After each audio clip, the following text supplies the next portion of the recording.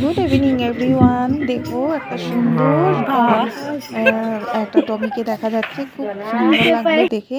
আমরা গিয়েছি একটা নিমন্ত্রণ বাড়িতে, হনুমান পূজা হয়েছিল, তার জন্য আমরা সবাই অফিস স্টাফ মিলে ওইখানে গিয়েছিলাম। এটা আমার অফিসের থেকে ইনভিটেশন আছিল, তার জন্য আমরা সব অনেকগুলি স্টাফ মিলে আমরা এই হনুমান পূজাতে গিয়েছি। তার জন্য তোমাদের সাথে একটু শেয়ার করলাম ভিডিওটা।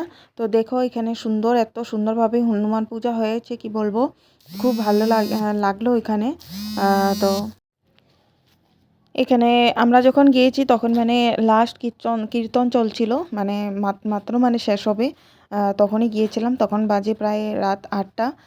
এখানে রাত্রি খাওয়া দাওয়া হয়েছিল, আর দিনের বেলায় পূজা হয়েছিল। দিনের বেলা তো যেতে পারিনি, কারণ অফিসে ছিলাম, অফিসে কাজ থাকে।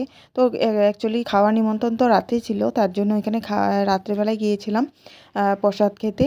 তো এটা বিকালবেলা সন্ধ্যার সময় আরতি হয়েছে, যে দেখো নাচ গানা হয়েছে, অনেক সুন্দর। নামঘরে যেভাবে কীর্তন করে এভাবে কীর্তন হয়েছিল, খুব আনন্দ ফুর্তি হয়েছে, ভালো লাগছে খুব দেখে। কিন্তু ঠান্ডাও অনেক পড়েছিল, তো আসতে একটু রেডি হতে একটু অসুবিধা লাগছিল, কারণ জানোই তো ঠান্ডার মধ্যে রেডি হওয়া কত কষ্টের ব্যাপার।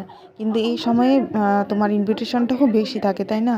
তো কি বলবো, আর যত ঠান্ডা বেশি অত ইনভিটেশন বেশি। তো দেখো এই যে হনুমানজি, তোমরাও প্রে করো যাতে তোমাদেরও ইচ্ছে পূরণ করে, আর সবাইকে ভালো রাখে, সুস্থ রাখে, এটাই চাই। হনুমানজি খুব জাগৃত ঠাকুর আমার মনে হয়। আমিও খুব মানে মানি হনুমানজিকে, খুব ভালো লাগে। তো এরকম পূজা অবশ্য আমি দেখি না। তো এখানে দেখো ফ্রাইড রাইস খাওয়ানো হয়েছে, চানার ডাল, বেগুনি আর ফুলকপি দিয়ে পনিরের সবজি বানানো হয়েছে। তো যাওয়ার টাইমে তোমাদের সাথে একটু শেয়ার করলাম ভিডিওটা। আশা করি তোমাদের ভালো লাগবে, আর যদি ভালো লেগে থাকে তো অবশ্যই লাইক করে দেবে, আর আমার চ্যানেলটা সাবস্ক্রাইব করে দেবে।